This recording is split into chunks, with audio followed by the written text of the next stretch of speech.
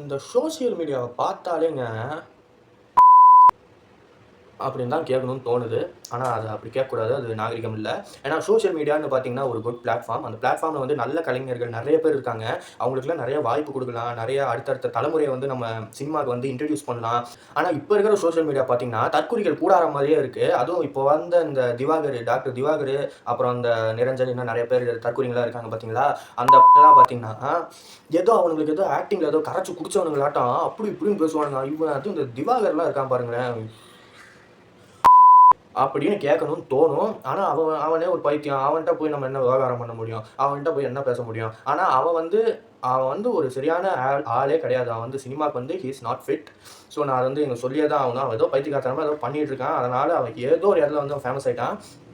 அதே மாதிரி அவனை நம்பிலாம் வாய்ப்பு கொடுக்குறீங்களே ஏன்? இந்த இன்ஸ்டாகிராம்ஸில் நிறைய திறமை வாய்ந்த ஆக்டர்ஸ்லாம் இருக்காங்களே, திறமை வாய்ந்த டேரக்டர்ஸ்லாம் இருக்காங்களே, அவங்களுக்கு ஒரு வாய்ப்பு கொடுக்கலாம்ல, அவங்களுக்கு ஒரு சான்ஸ் வாங்கி கொடுக்கலாம்ல. சினிமா வந்து ஒரு ஜெம்முங்க. Cinema is a gem. அந்த ஜெம்மில் வந்து ஜெம்ஸ் மட்டும்தான் இருக்குமே தவிர இந்த மாதிரி இருக்கக்கூடாது.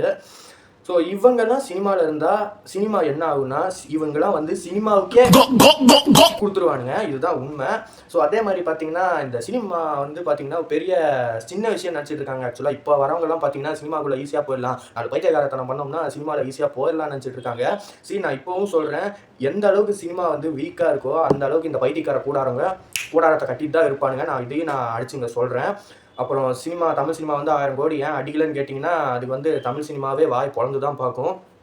ஏன்னா நம்ம வந்து சின்ன வயசுலேருந்து சினிமா பார்க்குறோம். சினிமாவில் எத்தனையோ கலைஞர்கள் இருக்காங்க, எத்தனையோ புதுமுகங்கள் அறிமுகப்படுத்தலாம். ஸோ அதெல்லாம் விட்டுட்டு ஏன் இந்த பைத்தியக்காரலாம் கூப்பிட்றீங்க? அதெல்லாம் தப்பு இல்லை அப்படின்னு நான் என்னோட தாழ்மையாக நான் கேட்டுக்கொள்கிறேன். ஸோ இதுதான் நான் சொல்ல வந்தேன் ஆக்சுவலாக. ஸோ வந்து சினிமா வந்து ஒரு ஆர்ட். அந்த ஆர்ட்டை வந்து நம்ம கரெக்டான பாதையில் கொண்டு போனோம்னா கண்டிப்பாக தமிழ் சினிமா கண்டிப்பாக 1000 கோடி அடிக்கும். அதில் வந்து 100% நான் ஷுர். சினிமா வந்து எந்த அளவுக்கு மக்கள் ரசிக்கிறாங்களோ அது இன்னும் ரசிக்கும்படியாக பண்ணணும். நம்ம அதை விட்டுட்டு இந்த மாதிரி தற்குறிகளை கூடாரம்லாம் இங்கே வந்து சினிமாவில் சேர்த்து விட்டோம்னா சினிமா நாரிடும்.